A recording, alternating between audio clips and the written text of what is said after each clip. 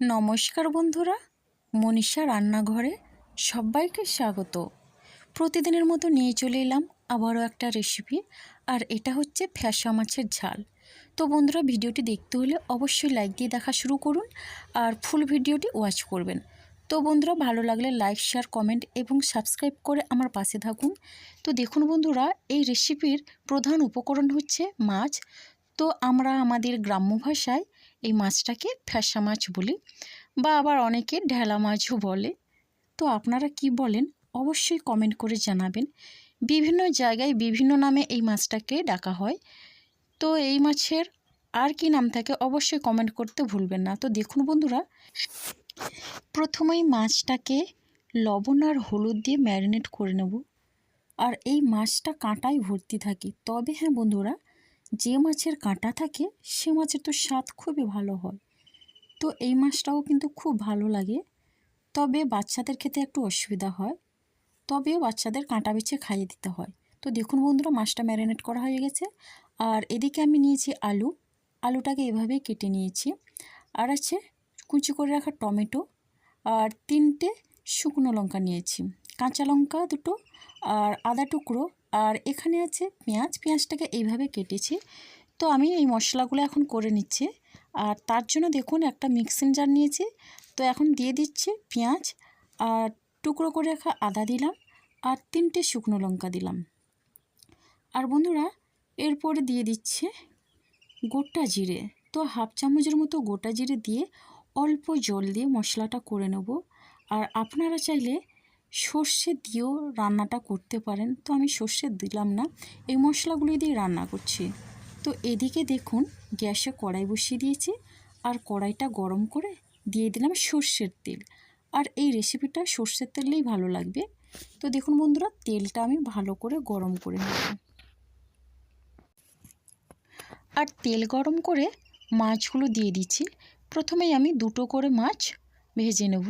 তো একসঙ্গে সবগুলো মাছ ভাজবো না। আর এই মাছটা আমি আলু দিয়ে রান্না করছি, আপনারা চাইলে বেগুন দিয়েও রান্না করতে পারেন। তো বেগুন দিয়েও খুব ভালো হয়, আবার অনেকে উচ্ছে দিয়েও রান্না করেন। তো আমিও মাঝে মধ্যে উচ্ছে দিয়ে রান্না করি। তো দেখুন বন্ধুরা, মাছটা কিন্তু আমার ভাজা হয়ে গেছে। আর এখন আমি মাছটা তুলে নেব। তো একই রকমভাবে 2 সাইড ভেজে তুলে নিলাম। তো এখন মাছগুলো তুলে নেওয়ার পরে এখন বাকি মাছটা কড়াইয়ে দিয়ে দিলাম। তো বন্ধুরা, এই মাছের রেসিপি কিন্তু অসাধারণ লাগে, আর এই মাছ কিন্তু আমার খুব ভালো লাগে। আর এটা খুব বড় সাইজেরও হয়। তো আমি যেই রকম পেয়েছি সেই রকম নিয়ে রান্না করছি। এটা খুব একটা বড় নয়, তবে এরকম একটু বড় সাইজ করে 2 টুকরোই করেছি। তো দেখুন বন্ধুরা, বাকি মাছটাও ভালো করে ভেজে নিলাম। এবার আমি কড়াইতে দিয়ে দিচ্ছি ফোড়নে কালো জিরে। আর এই মাছ ভাজার তেলেই আমি রান্না করব, আর কিন্তু তেল দেবো না। তো বন্ধুরা দেখুন, ফোড়নটা একটু ভাজা হয়ে আসলেই আলু দিয়ে দিলাম। তো আলু দিয়ে এখন আমি একটু নেড়ে চেড়ে নিচ্ছি। আর বন্ধুরা, আপনারা এই কালো জিরের জায়গায় 5 ফোড়ন দিয়েও রান্না করতে পারেন।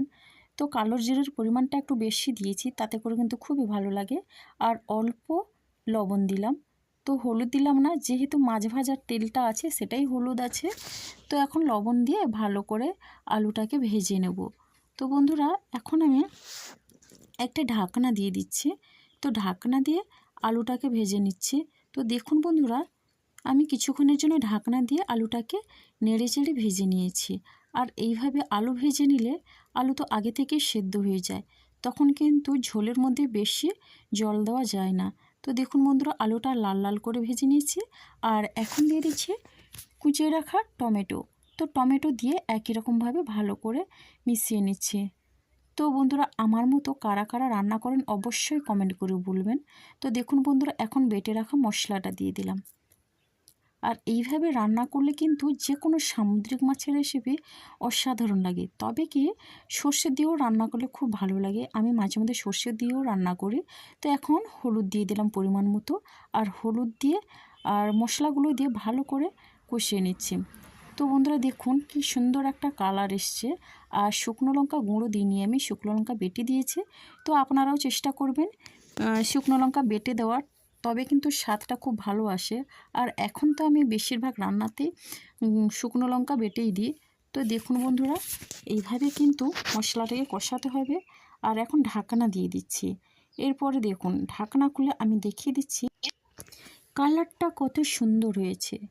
তো দেখুন বন্ধুরা, তেল ছেড়ে দিয়েছে। আর এখন আমি আবারও একই রকমভাবে কষিয়ে নিচ্ছি। তবে একটা কথা জানবেন, মশলা যত সুন্দর করে কষানো হয়, যত টাইম নিয়ে কষানো হবে, তাতে কিন্তু যে কোনো রেসিপির কালার সুন্দর লাগবে আর খেতেও কিন্তু খুব সুন্দর লাগবে। তো এখন কাঁচা লঙ্কা দুটো এইভাবে ভেঙে দিয়ে দিলাম। আর এই কাঁচা লঙ্কা গরম ভাতের সঙ্গে মেখে খেলে কিন্তু দুর্দান্ত একটা স্বাদ পাওয়া যায়। তো দেখুন বন্ধুরা, এইভাবে কষানো হয়ে গেল। আর বারবার কিন্তু নেড়েচেড়ে কষাতে হবে, না হলে কিন্তু পোড়া লেগে যাবে, তখন কিন্তু খুব একটা খেতে ভালো লাগবে না। আর দেখুন বন্ধুরা, এখন জল দিয়ে দিলাম। তো জলটা দিয়ে ভালো করে আমি মিশিয়ে নিচ্ছি। আবারও একটু জল দিয়ে দিলাম। তো বন্ধুরা, এইভাবে জল দিয়ে একটু মিশিয়ে নিয়ে এখন দিয়ে দেব পরিমাণ মতো লবণ। তো লবণ দিয়ে দিলাম। আর লবণ দিয়ে একই রকমভাবে ভালো করে মিশিয়ে নিচ্ছি। তো বন্ধুরা দেখুন, এখন ঝোলটা ফুটে উঠলেই ভেজে রাখা মাছটা দিয়ে দেবো। তো এইভাবে এই মাছের রান্নাটা কিন্তু অসম্ভব সুন্দর লাগে। আর আপনারাও চেষ্টা করবেন এইভাবে রান্না করে বাড়ির লোকজনকে খাওয়াতে, তাতে কিন্তু খুবই সবাই প্রশংসা করবে আপনার। তো দেখুন বন্ধুরা, মাছটা দিয়ে এখন একটু নেড়েচেড়ে নিচ্ছি। আর এইভাবে কিন্তু আমি মাঝে মধ্যে রান্না করে থাকি।